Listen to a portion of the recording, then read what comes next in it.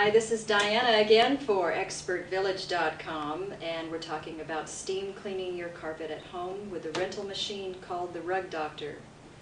And I have just gone over the whole carpet in a horizontal way, overlapping 2 or 3 inches each pass, so you don't get streaks between your passes.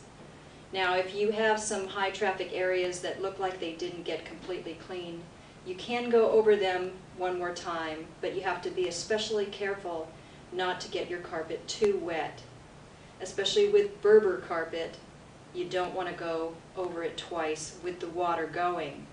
So what you would do is you would pass over the area without pressing the red button.